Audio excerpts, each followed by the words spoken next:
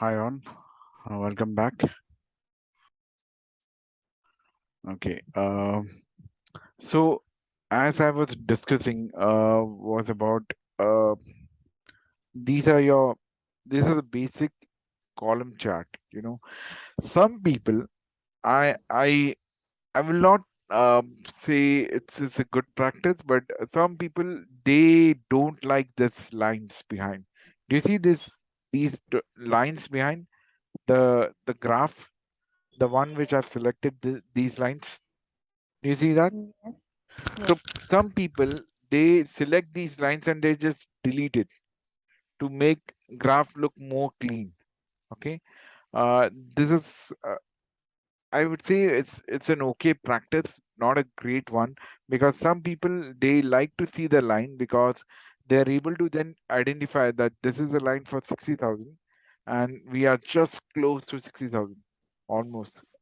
So that's how they I try to was review. about to say that who's that crook who doesn't like the background? Yeah, Because that's the grid that one gets an idea about. correct. So some people do it, some people in the name of junk they just delete it, which is not a good practice. But yeah, it's good to have those lines in behind because it's a good reference point to understand. Okay, so that's about this column chart. Any questions so far on this? No, Any doubts? no, sir. No, right? That's great. Now I will create another column chart only for this channel specific and this channel revenue. And let's see how we can create this particular graph. So, but you can always refer to this column and pie chart. There's an answer sheet given over here, which gets the complete graph created. But um, let's try to create this graph from the scratch. So here I will once again I will click anywhere within the cell. I'll go to insert and I will say okay, let's go to this again to this. So this time I can go to the clustered column. Again I click on this. Now this is a default graph which is created by the Excel itself. Okay. So again, if you are in a hurry, okay, always make sure that at least you check whether your title is making sense or not. So again, select this title, just go to your formula bar equal to and then select this particular thing and your chart will get dynamically updated. So if someone changes this chart, say it's not a Winsport, it's Mindsport company incorporation.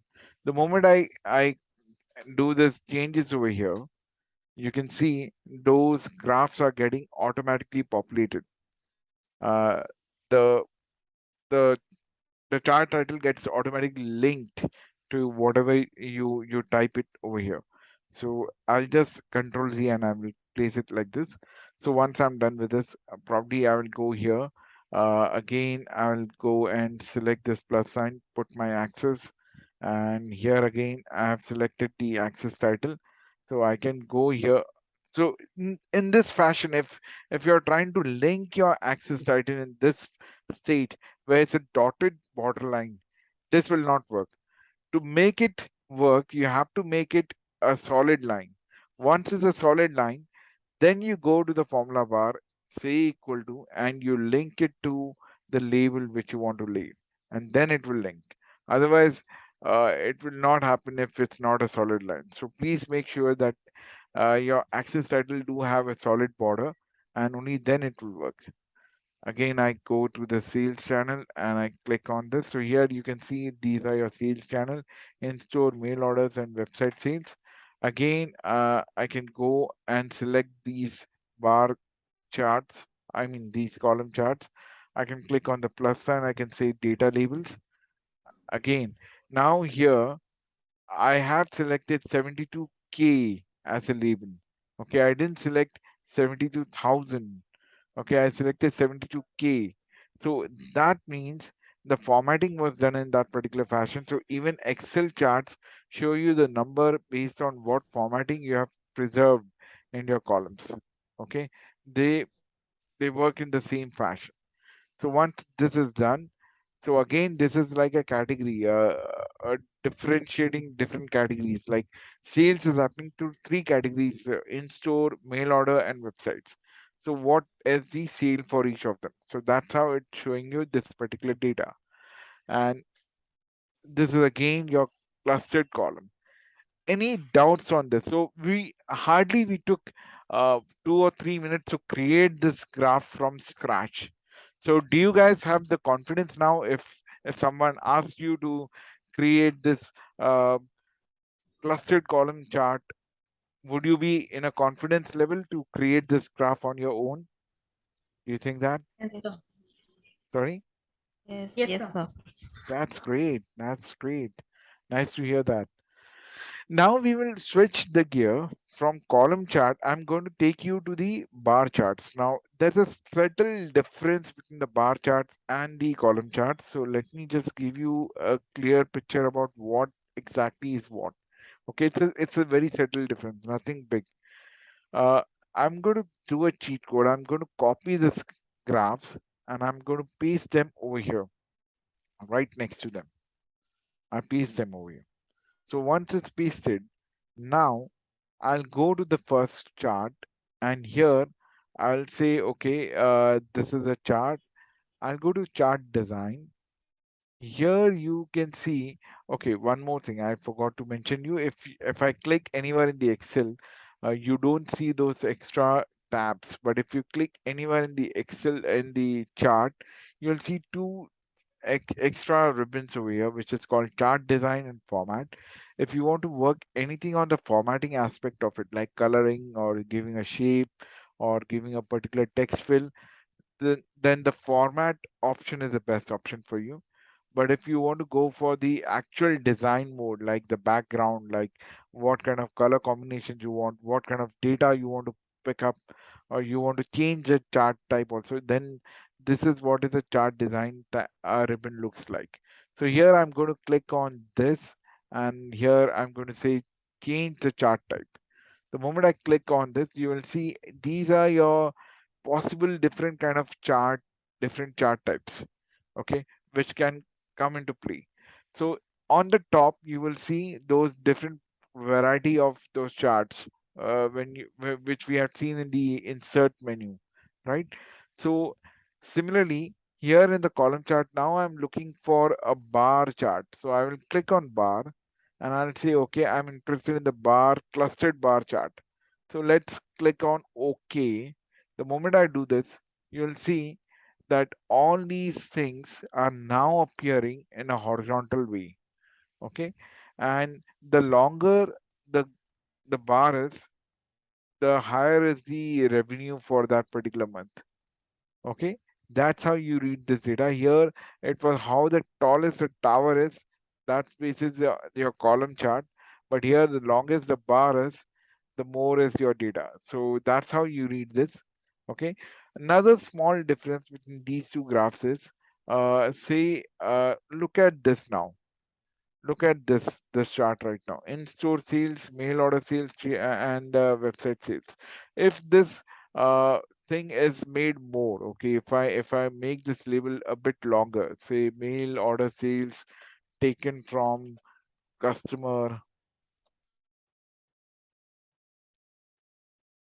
If I do it like this, what happens is, and oops, did I goof up? Okay, sorry, just a moment. Mail order sales taken from customer. So, oh, okay, okay, okay. I think it's all sum up, so it's linked over here. All right, sorry. Mm, so let's do one thing, just to depict what I wanted to show you. I'm going to cover this and let's say make it a value paste copy and make it a value paste copy of it. Okay.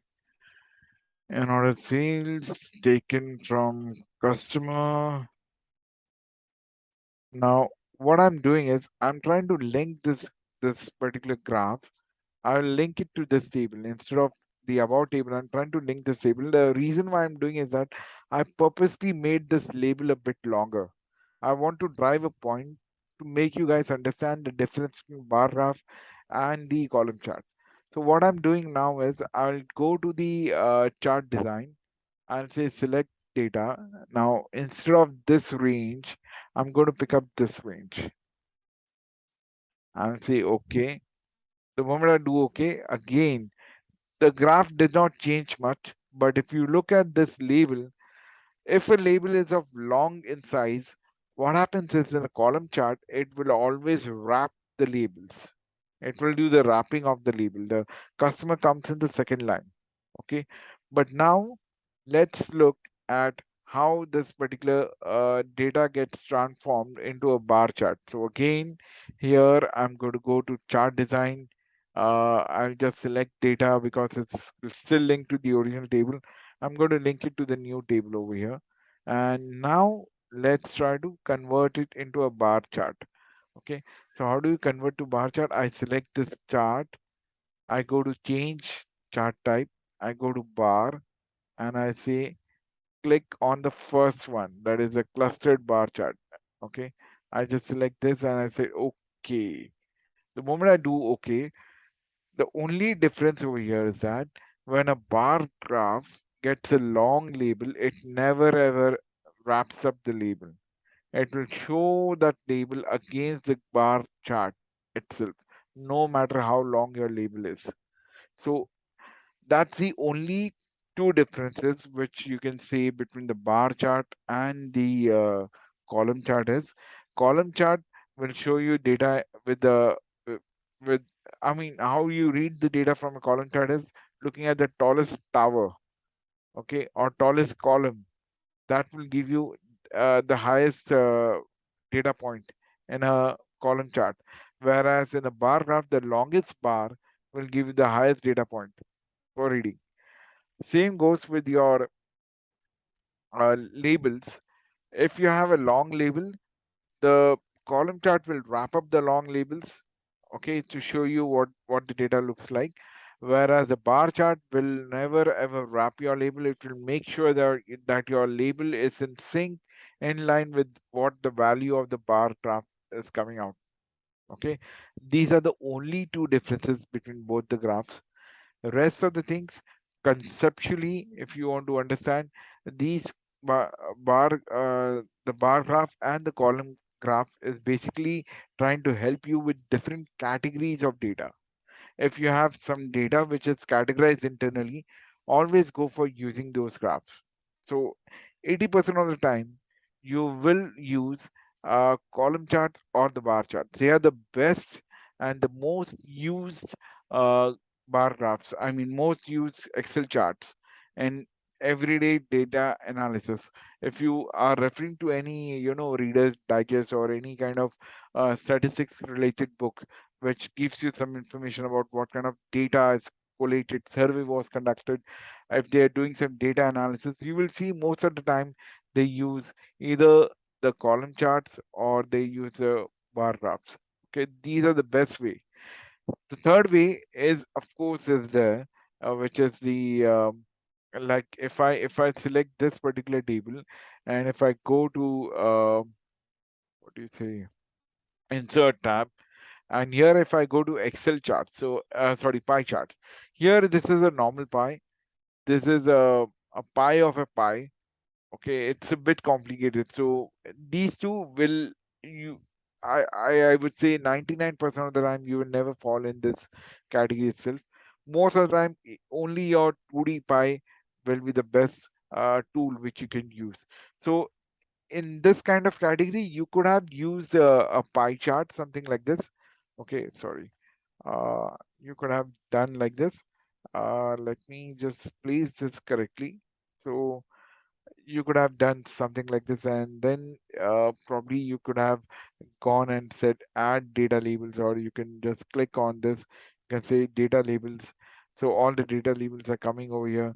You can either click on first and you can say best fit, or you can do it outside and means it will fall outside, or inside and means it will come inside towards the border.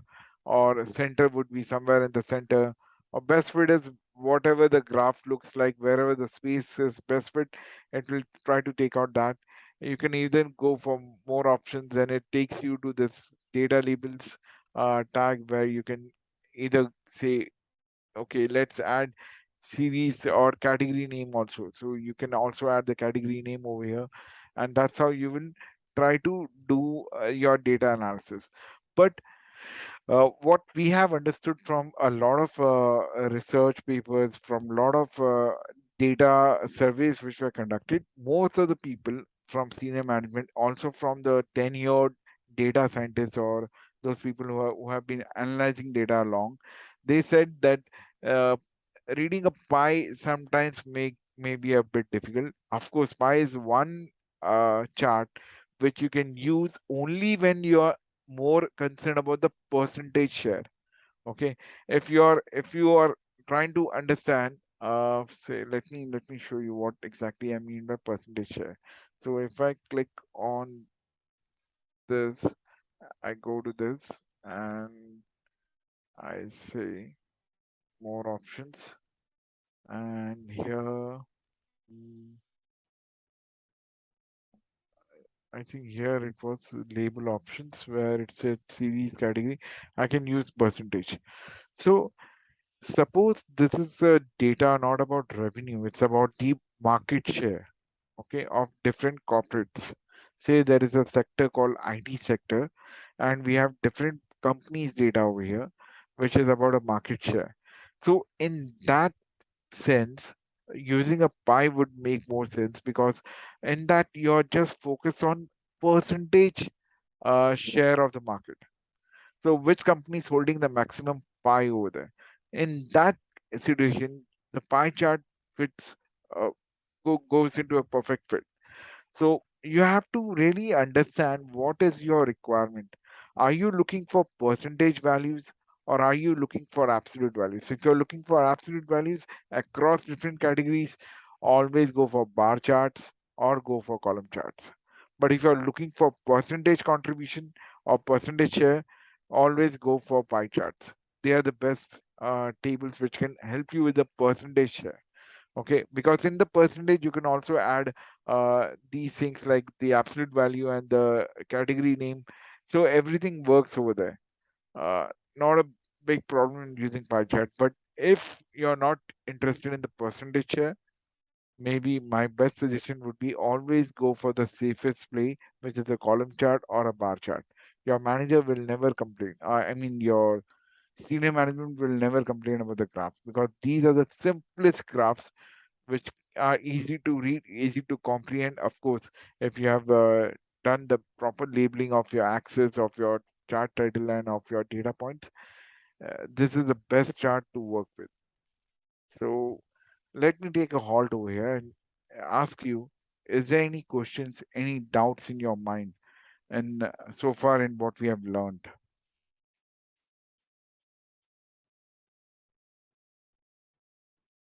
No. No, sir. No, Okay. sir. I hope या फिर bouncer गया है या फिर everything was perfectly fine.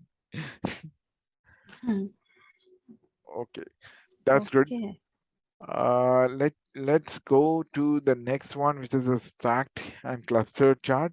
So again, I've taken the same data, but if you look at this data over here, the one which we worked earlier, in this data sorry, oh, I'm in the charts.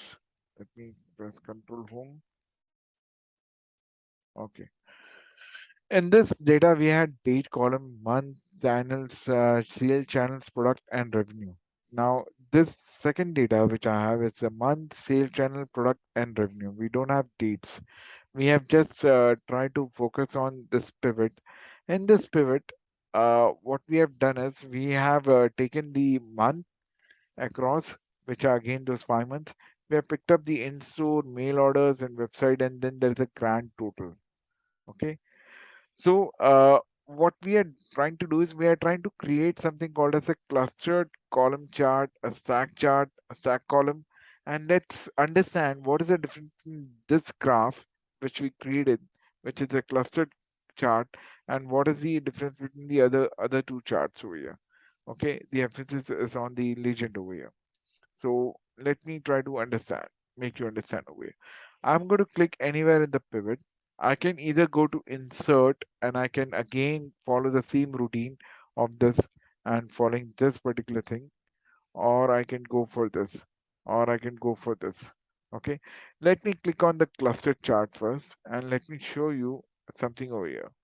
Now, I haven't made any changes to it, you know. This is a default graph which has come from the Excel itself. Now, tell me one thing, what is the difference you see between this graph and this graph? Is there any difference which you see between this graph and the one which we just created? If you are able to understand the The subtle difference, maybe you will yes, understand the that gra better. So the it is a mix value. of Mm, bar and no, Yeah, it yeah. is the column graph. You have taken more elements into it. Okay. Anything else? So here we This were the doing, yeah, yeah. Please go ahead. Please go ahead.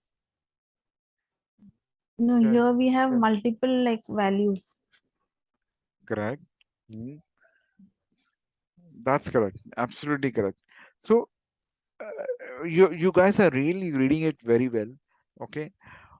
First thing is here we just had month over here, right? sales. Yeah, And we had the and total sales. sales, right? Yeah. So here you can see the months and the total sales. If these two column G and column K were there, uh, then we could have got the same output as what we got over here. Okay, we were just interested in the what is a month, what is the total sales. Now what we have done is we have gone and we have said, okay, not only the months, the total sales, but how the total sales were made. We have also added a new element to it called sales channel, and we have broken down this figure into three different categories of in-store, mail order, and website sales. Okay, so that's the first thing which I wanted to address. Second is if you see this graph which is created, this has got a sum of revenue, and then there is this thing called month, this thing called channel of sales channel. These elements weren't there in this kind of a graph. Am I right? Did you guys notice that difference? This small thing, this is sum of revenue, sales channel, and this month wasn't there when we created this particular thing, right? It is Yes. because this table was created from a normal Excel table. It was a normal Excel range, whereas this table is a pie chart. Okay, what happens is that when you create a graph out of the pie chart, the sorry, graph out of the pivot table, the pivot elements also come inside your graph by default. Okay, they automatically fall into the category of your graph. You can, of course, you can remove them. You can just right click on them. Okay, if I click on any of these elements over here, okay, like the sum of revenue, let me let me go to this.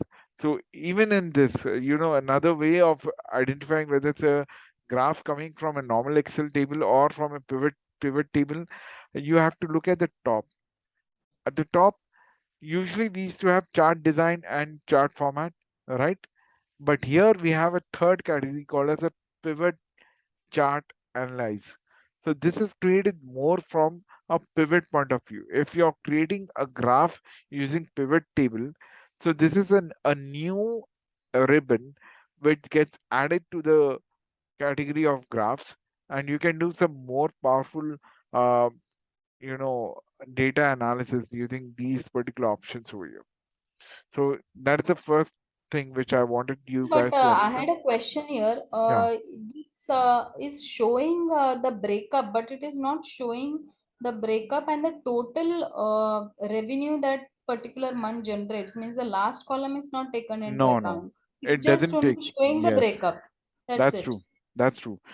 If you add the last column in this graph, then that will be the tallest table, right? That will be the Correct. tallest column. So that is not required because you are more interested in the breakup of this number. Okay, this is basically used only on emphasis of the item is on the legend. Like the legend is on in-store, mail order, or sales or website sales.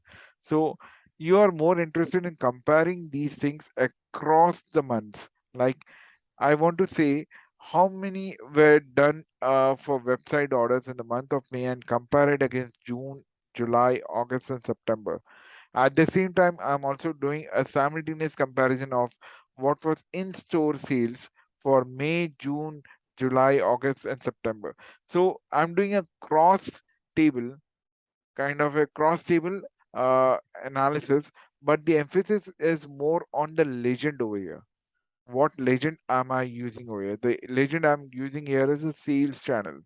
Okay, so that is where the emphasis come on this Sir, but clustered column. suppose I want to also see that along with the breakup, I also want to see the other part is the total sales or which month it is. Then can I create another axis and then put it because here the values are not matching to the grand total. Maybe So I yeah, can put yeah. another. There is another combination chart which you can use. You can use Okay. a line graph on the top. It will come, but it will not be a good thing to add your total also in the graph. It's never But on encouraged the to do right that. hand side, not the line graph, on the right hand Okay. side. Because sometimes I mean, when we are putting up some research elements, and suppose we are taking demographic and we are taking even diseases and we were taking months, we do that on the right hand side. To so Uh, in this also, right is hand it side, you possible mean or it's you mean to say there's like a you have an there's an axis on axis. the left hand side? Yes, yes, Yeah, yes. Yes, there yes. can be an It is axis on called the right hand combination side. graph. It is called combination graph, which we'll be covering later today. Okay, Uh, okay. we can talk more about that combination charts But we later. cannot include that in this, right? No, no. See, Okay. my suggestion would be if you want to add totals to it, my suggestion would be you can add it into your commentary rather than putting it in the graph only about the total. But this is more about a breakup of that particular total across different months. And here your main story is about what is Okay, I the got it. legend on which you're trying to drive your story. Okay, there is another way of story and telling the story is that you can go and again you can click on pivot and then you go to insert. Here you can go once again back to this particular thing, and this is what you can do over here. Here is your story. It gets a bit modified as compared to the previous graph which we saw. Here, what we are trying to do is here the emphasis is on the horizontal axis. We are saying what is the total sales which happened in the month of May against what the total sales which happened in the month of June, and at the same time we are trying to show the breakup of that sale in the same bar or in the same column. Do you see that? So these three things are stacked one on top of the other. And then it shows you the comparison of what is the total sales. The total sales for August happened was around 50,000 uh, or more than 50, just more than 50,000. I can add data labels to it. I can go and I can say, okay, let's add data labels. You can see the breakup of each of them. Okay, and that's how this particular emphasis is more on the month. Here the emphasis was more on the internal legend, how the legend was formed. The legend which we were using was in store, mail order, and website. Like what are the channels of getting the sales? Here we are more interested in what kind of uh, total sales which has happened for each month. We are trying to focus more on that, although we are at the same time simultaneously interested in the breakup also, but the main story we are trying to drive is on a monthly basis what is happening. So here we can see that website really happened a lot in the month of June, but it has then shrunk for all of them in the month of July. Again, in the month of August, you can see that the in-store sales really picked up, and even your website sales have just picked up, at least reached to the 50% of what was the total number of sales. So that's how. What is the story which you want to drive? Based on that, you can select the kind of graph. This is called as a stack column graph. Okay. Any questions on this so far? No, No, sir. sir. Sorry. No, sir. No. Okay. All right. So this is the column chart. Now, let's look at this histogram. But before we go to histogram, I think it will take some time. Histogram is a very unique kind of a graph. Okay. See, I would say 10, 90% of the time, all your graph requirements in your dashboards, in your data analysis, day-to-day life will be covered in these two sections. I mean, these two things, the column, bar, and pie, and as well as stacked and clustered. These graphs should take care of the 90 or 95% of your requirements. Very rarely you come across certain things which is called histograms, okay, which I will definitely teach you. But the histogram is also there in the Excel graphs. If you go to the graph section, if you go here, I think it is here. No, not here. It's a tree map. Yeah, this one. These histograms are a bit complicated. Okay, I'll talk more about this, but I think we have less than 10 minutes or less than 8 minutes. Okay, so let me generate a new link and then we will cover histograms over there. Is that fine Sir, with you can guys? you give a 5-7 minutes break? I just Yeah, have yeah, to yeah. make tea for my Sure, sure. mother-in-law. Let's wait. Let's meet up after 10 minutes. Okay. Okay, sir. Yeah, Okay. thanks. Thank you. Okay.